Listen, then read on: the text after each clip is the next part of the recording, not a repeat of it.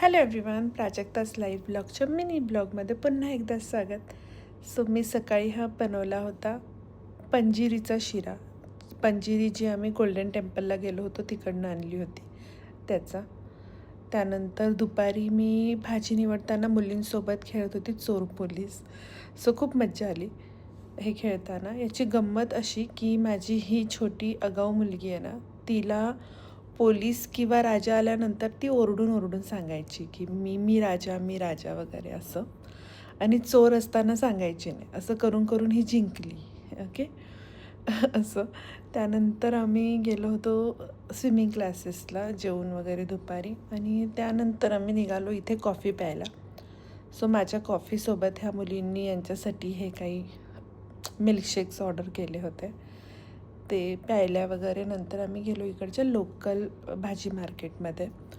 So मॉलमध्ये ना त्याच भाज्या असतात. मला काहीतरी वेगळ्या भाज्या हव्या होत्या म्हणून आम्ही इकडच्या लोकल मार्केटमध्ये गेलो. सो मी तिकडे हे फिश घेतले, कोळंबी, पापलेट आणि एक सुरमई घेतली छोटी. सो असं साफ वगैरे करून घेतलं. त्यानंतर इथे सुक्या मच्छीचंही स्टोर होतं, म्हणजे अगदी दांडी फिश, सुके बोंबील वगैरे असं सगळं होतं तिथे.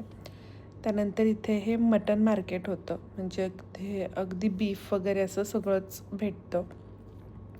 सो इकडनं मी चिकन घेतलं, कारण की मला बरेच दिवस झाले चिकन बिर्याणी खायची होती. सो मी चिकन वगैरे घेतलं, आणि इथे मला माझे आवडीचे भेटले कारले, छोटे कारले. मॉलमध्ये खूप ते मोठे मोठे कारले असायचे. सो मी लगेचच घेतले, आणि इथे हा हापूस आंबा आम्हाला दाखवला त्यांनी. खूप सुंदर सुगंध येत होता त्याचा. सो आम्ही तेही घेतले. आणि टोमॅटो म्हटल्यानंतर हे असे टोमॅटोचे ऑप्शन असतात. सो आपल्याला हे टोमॅटो घ्यायचे असतात, आपले इंडियन टोमॅटो, जे असे थोडेसे लांबकुळे असतात, आणि यांचे असे गोल आणि बुटके टोमॅटो असतात. ते मला नाही आवडत अजिबातच. हे असे थोडेसे लांबट ओवल शेपमधले टोमॅटो आपण घेतो, इंडियन टोमॅटो. त्यानंतर इथे बऱ्याच भाज्या होत्या, तोंडली वगैरे, शेवग्याच्या शेंगांपासून अगदी सगळंच. सो नंतर आम्ही निघालो, आणि ह्या आगाऊ मुलीने हे मोठं लॉलीपॉप हट्टाने घेतलंच. असो. त्यानंतर घरी आल्यानंतर मी इथे बिर्याणीची तयारी केली. मी अगदीच कमी जिन्नस वापरून बिर्याणी करते, जास्त उगाचचा पसारा करत नाही. आणि हे जे काही फिश आणले होते छान स्वच्छ धुवून याचे कंटेनरमध्ये भरले, आणि हे असे फ्रीझरमध्ये ठेवणार मी, आणि लागतील तसे खायचे. सो इथे माझी बिर्याणी बनवून झाली होती. खूप सुंदर सुगंध येत होता बिर्याणीचा.